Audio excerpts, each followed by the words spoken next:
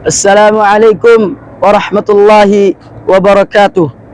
Innal hamdalillah nahmaduhu wa nasta'inuhu wa nastaghfiruh wa na'udzu billahi min shururi anfusina wa min sayyiati a'malina. Man yahdihillahu fala mudhillalah wa man yudlilhu fala hadiyalah.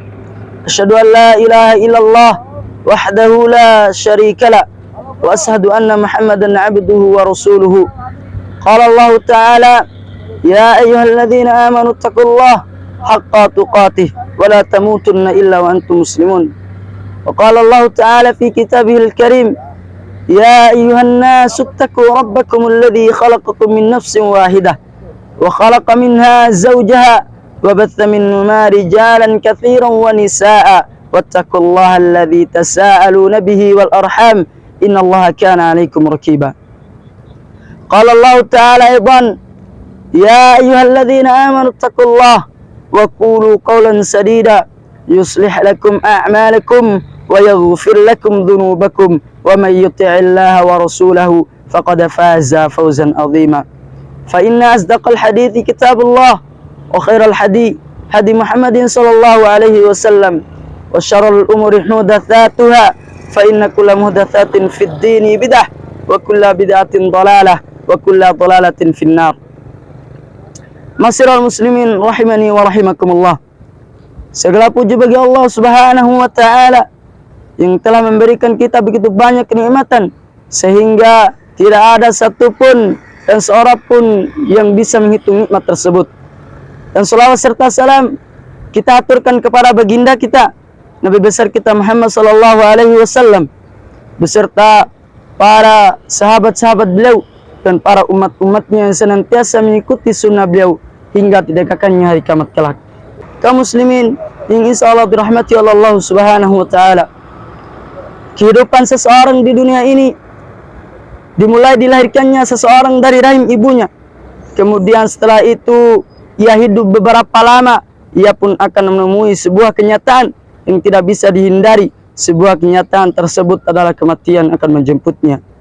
Allah Subhanahu wa taala berfirman: Kullu nafsin dha'iqatul maut wa innama tuwaffawna ujurakum yawmal qiyamah faman zuhziha 'anil nar wa udkhilal jannah faqad faz wa mal hayatud dunya illa mata'ul ghurur.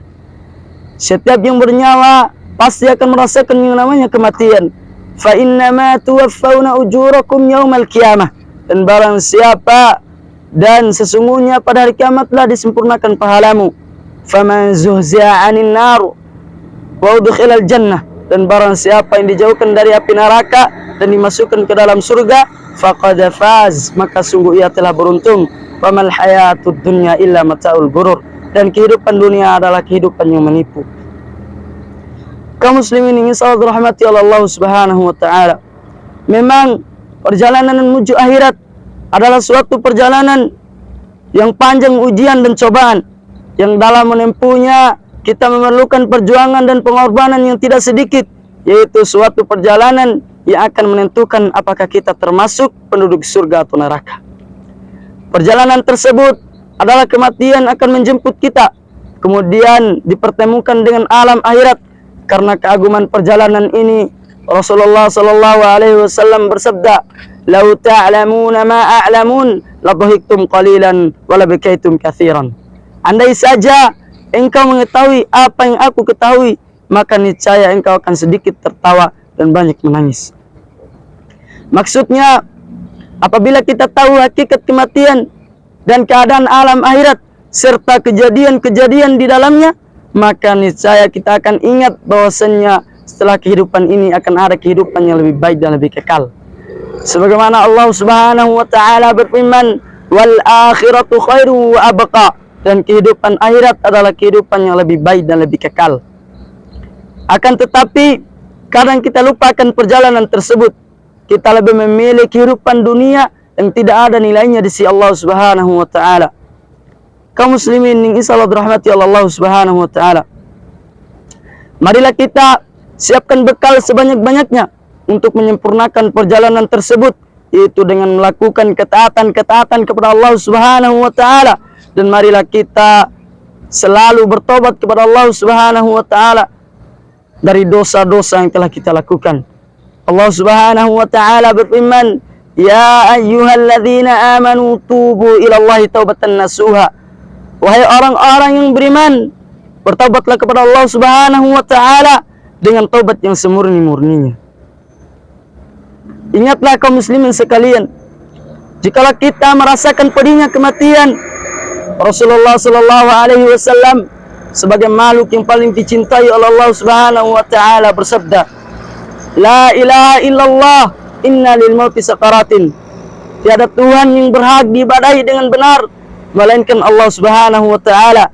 Inna lil mauti sakaratin. Sesungguhnya di dalam kematian terdapat rasa sakit. Ingatlah, jikalau nyawa kita dicabut oleh malaikat maut, nafas kita tersenggal, mulut kita dikunci, anggota badan kita lemah, dan pintu tobat telah tertutup bagi kita, dan di sekitar kita hanya terdengar tangisan dan rintihan. Andai saja kita tahu apa yang kita tinggalkan pada saat itu, tiada orang bisa menghindarkan kita dari sakaratul maut. Tiada daya dan usaha yang bisa menyelamatkan kita dari kematian.